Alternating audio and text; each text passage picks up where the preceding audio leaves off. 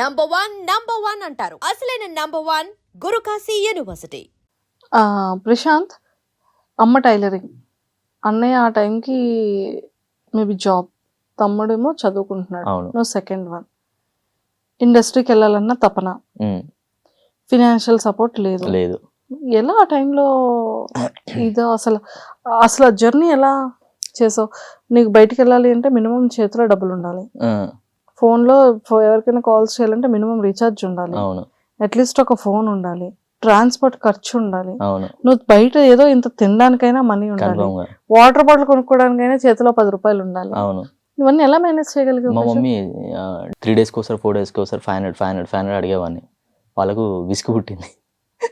4 years ఏంది మన ఇంత ఉండి ఏంది ఇక్కడ వచ్చి ఇలా డబ్బులు అడుగుతున్నాము అని నాకు అనిపించాక కొంచెం ఈ రివ్యూస్ ఎప్పుడైతే స్టార్ట్ చేసామో అలా వీళ్ళు పిలిచి వీడియోస్ చేయించుకోవడము నాతో, ఇట్లా ఇది చేయండి అది చేయండి అని ఇంటర్వ్యూ చేస్తే 2000 అలా చేయండి అలా ఇచ్చేవారు. అప్పుడు కొంచెము హెల్ప్ఫుల్గా అయింది. తర్వాత వేరే వాళ్ళ ఛానల్స్కి నేను వీడియోస్ చేయడము, వాళ్ళు మనీ ఇవ్వడము, అలా చేసుకుంటూ వచ్చా. తర్వాత మనం ఎప్పుడైతే పెట్టుకున్నానో అప్పుడు కొంచెము ఫైనాన్షియల్గా ఫిట్ అయ్యా. యూట్యూబ్ ఏ ఇయర్లో స్టార్ట్ చేసావు? నేను 5 years అవుతుంది అంతే. యూట్యూబ్ స్టార్ట్ చేసి 5 years, 4 years అవుతుంది. 7 lakh సబ్స్క్రైబర్స్. అవును. 1,70,000 ఇన్స్టా ఫాలోవర్స్. ఫేస్బుక్లో 3,50,000. 3,50,000 ఫాలోవర్స్. ఇవన్నీ ఏం చేస్తాం? ఏం లేదాక అది అంటే వాళ్ళు నన్ను చాలా ఇష్టపడి ఫాలో అయ్యారు. వాళ్ళు నన్ను ఇప్పుడు మన దగ్గర ఏదైనా ఎంతో కొంత ఇష్టం ఉంటే కానీ ఎవరు ప్రాంక్ వీడియోస్ చేసావా? చేసా, స్టార్టింగ్ లో ఆపేసా.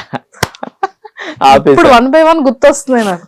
అది చేసా, రివ్యూస్ చేసా, అన్ని ఆపేసి ఓన్లీ ఫుడ్ వీడియోస్ చేస్తాను అక్క. ప్రాంక్ వీడియో రివ్యూ దేని నొదిలో చెప్పరా నువ్వు? దేని నొదిలో చివరికి బిగ్ బాస్ స్టేజ్ కూడా వదలలేదు. నిజంగా చెప్తున్నా, నేను ఉంటాను అనుకున్నాక. హతవిధి అంతా హతవిధి. సో ఇంకా నీ కష్టం దేవుడు చూడలేదు.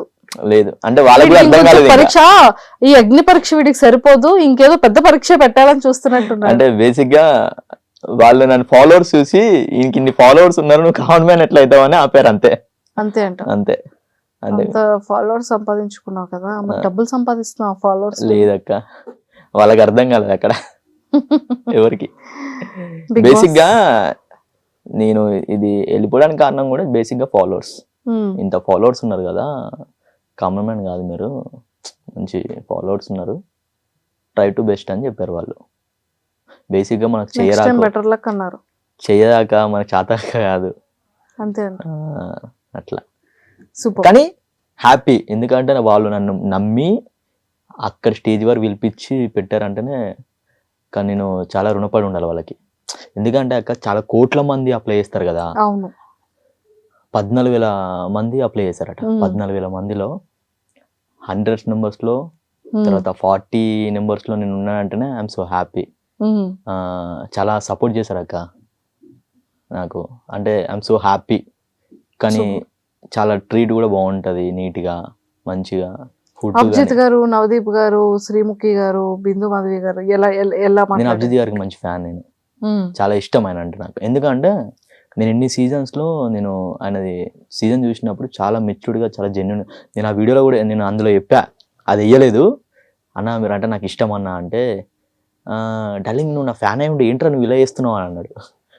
లేదన్న మీరు అంటే నాకు ఇష్టము, మీరు జెన్యున్గా నీట్గా మంచిగా ఆడతారన్న, నాకు బాగా నచ్చింది.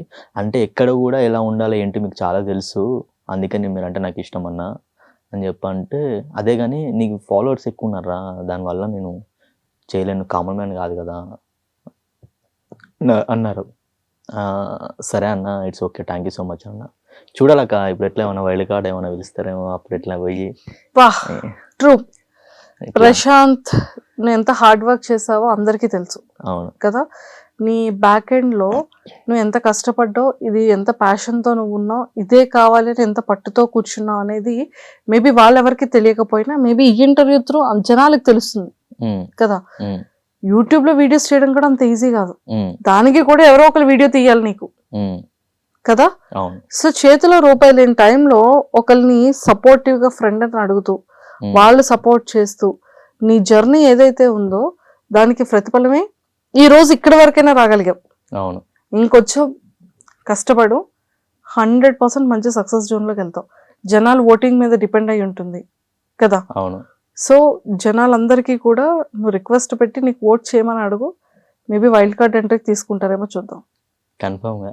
ఎందుకంటే అక్క బేసిక్గా ఇప్పుడు బిగ్ బాస్ అంటేనే ఇప్పుడు ఎంత కొంచెము నాలెడ్జ్ ఉండి తెలిసిన వాళ్ళని మాత్రమే తీసుకుంటారు అక్క. అవును. మరి అది తెలిసిన వాళ్ళని కాదు. వాళ్ళు కూడా ఆలోచిస్తారు ఈ పర్సన్ మనకు సెట్ అవుతాడా సెట్ అవ్వడా అని. ఇప్పుడు నేను వాళ్ళు నన్ను ఇచ్చేసానని అయితే వాళ్ళని తప్పు పడట్లేదు. ఎందుకంటే because try to best, next try చేద్దాము, లేదంటే వైల్డ్ కార్డ్ అంటే నార్మల్ మనం ట్రై చేయడం తప్పులేదక్క. ఇప్పుడు మనం అక్కడ దాకా వెళ్ళాము. I'm so happy. నాకు రగన చాలా సపోర్ట్ చేశాడు అన్న. ఆయన ఫుల్ సపోర్ట్ చేస్తాడు నాకు. ఎప్పుడు మెసేజ్ చేసినా రిప్లై ఇస్తాడు. భయ్యా భయ్యా అంటుంటాడు.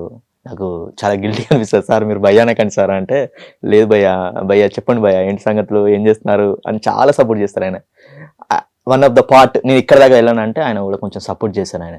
Big Boss care of address ఎవరిది అంటే ఓన్లీ రఘు. రఘు మా టీవీ రఘు అన్న అంటే చాలు బిగ్ బాస్. నిజంగా అన్న thank you so much. Audience కి తెలియకపోవచ్చు కానీ ప్రతి ఒక్క సెలబ్రిటీకి మా టీవీ రగన్న. థ్యాంక్ యూ సో మచ్ అన్న. I love you. నాకు చాలా ఇష్టం రగన్న అంటే. ఎందుకంటే ఫస్ట్ కానీ ఎవరికి రిప్లైలు ఇవ్వరే, నీకు బాగానే ఇస్తున్నారు. లేదు అది నాకు కూడా లేట్ అవుతుంది. అది 5 రోజులు 10 రోజులకు ఒకసారి అవుతుంది. రగన్న కాల్స్ ఎత్తారు, లిఫ్ట్ చేయరు. అతనికి అవసరం ఉంటేనే కాల్ వచ్చు. మా అమ్మ కాల్ వచ్చేటప్పుడు తక్కువ లిఫ్ట్ చేసేయాలి అంతే. నేను రోజు అన్న ఫోన్ వస్తుంది, వెళ్ళిపో అన్న హలో హలో హలో అంటున్నా. సరే భయ్యా 7కి పిలిచారు నన్ను. అగ్ని పరీక్ష ఏది అందులో గెలవాలి అనేది అంటే రగన్న ఫోన్ కాల్ అగ్ని పరీక్ష. నిజంగా అంటే కన్ఫర్మ్ గా సపోర్టెడ్ ఉంటది అక్క. చాలా జెన్యున్ పర్సన్ అన్న. నాకు చాలా ఇష్టం. నేను 7 నుంచి అడుగుతున్నాను అన్న అన్న ప్లీజ్ అన్న ఒక ఛాన్స్ అన్న చూద్దాం చేద్దాం భయ్యా చూద్దాం అని. ప్రొఫైల్ పెట్టండి చేయాలి. నీట్గా మాట్లాడతారు. ఇక్కడ కూడా అసలుకి చాలా అంటే చాలా జెన్యున్గా మాట్లాడుతున్నా. ఒకసారి కలిసాను చేద్దాం భయ్యా. నేను అన్న పక్కన నిల్చుంటే నన్ను 3-4 అడిగారు వెళ్తున్నారా బిగ్ బాస్కి ఏమైనా అని అన్నారు. అనగానే లేదన్నా అనగానే మళ్ళీ నేను పక్కకు వెళ్ళిపోయాను. నేను చూడాలి ఏమైనా వస్తుందేమో అని. Next waiting.